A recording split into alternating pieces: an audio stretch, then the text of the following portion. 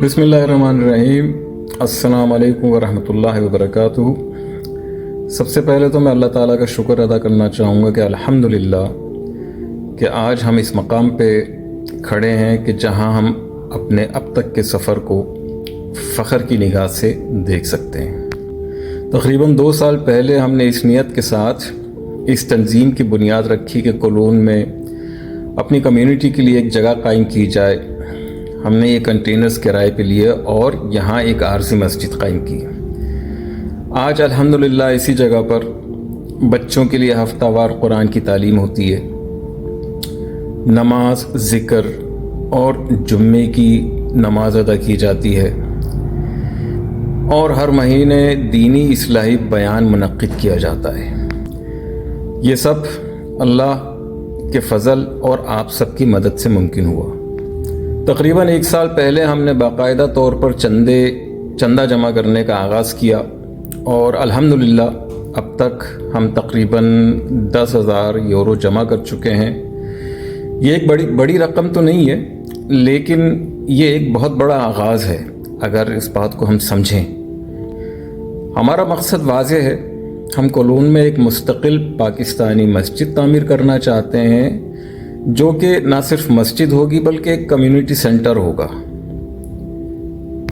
जहां हम सब आपस में मुलाकात कर सकते हैं, मुलाकात कर सकेंगे और एक ऐसा मरकज़ होगा जहां हमारी आने वाली नस्लें अपने दीन, अपनी सकाफ़त और अपनी ज़बान से जुड़ी रहेंगी। हम जानते हैं कि चंद अफराद की महदूद माली मदद से ये मकसद हासिल नहीं हो सकता, ये नामुमकिन है। लेकिन एक हकीकत ये भी है कि हम कभी भी हिम्मत नहीं हारेंगे। हमने बज़ाते खुद पहला कदम तो उठा दिया है, लेकिन अब ये हम सब पर मुनहसर है कि हम इस मंसूबे को मिलकर मजबूती और तेज़ी से आगे बढ़ाएं। इसके लिए सबसे अहम चीज़ है कि हम आपस में एतमाद, इत्तेहाद और राब्ता रखें। अगर हम जर्मनी में वक़ार के साथ ज़िंदगी गुजारना चाहते हैं और अगर हम चाहते हैं कि हमारा दीन, सकाफ़त और ज़बान ज़िंदा रहें, तो इसका सिर्फ़ एक ही हल है, आपस में यकजहती। तफ़रक़ा हमें कमज़ोर करेगा, इत्तेहाद हमें मजबूत बनाएगा।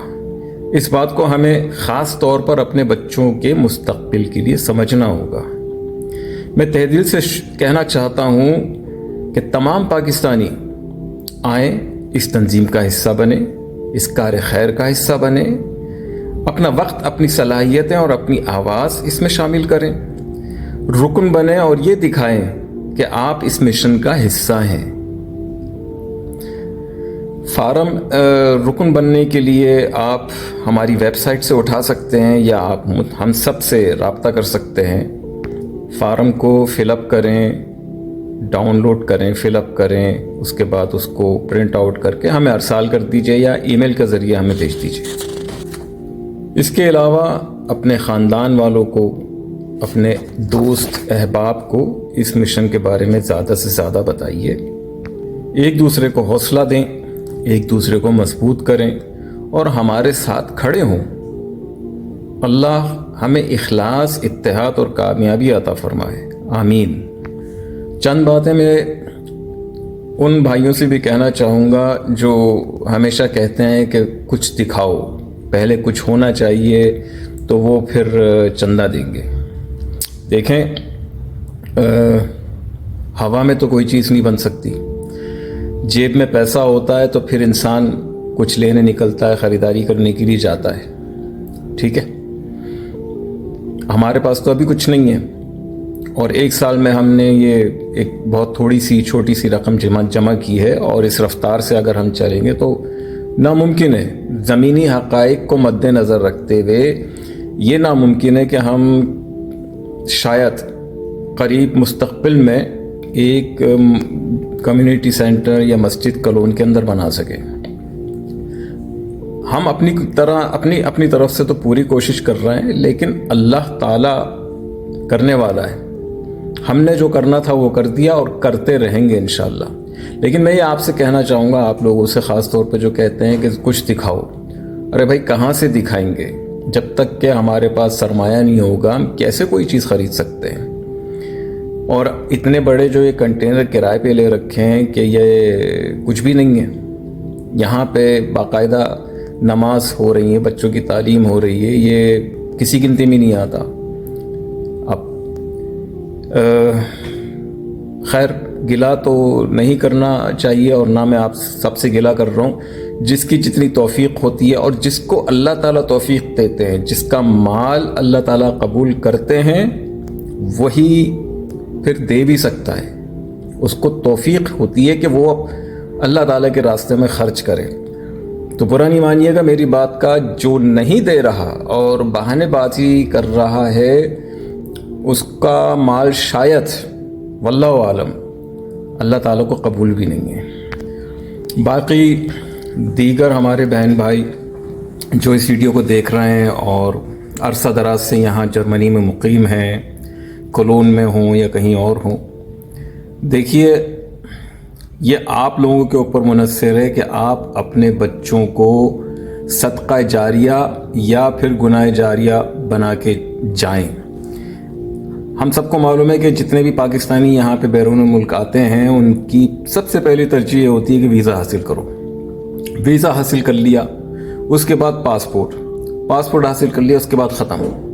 ارے بھائی آپ کے بچے ہیں یہاں, آپ کے بچے پیدا ہوئے ہیں, پل رہے ہیں, بڑھ رہے ہیں, تو ان کے لیے بھی تو آپ کچھ کیجئے نا.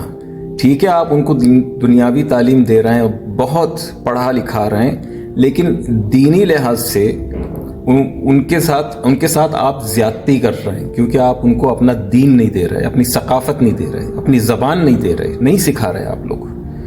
تو اس چیز کے اوپر آپ لوگ برائے مہربانی توجہ دیجئے, اس سے پہلے کہ دیر ہو جائے.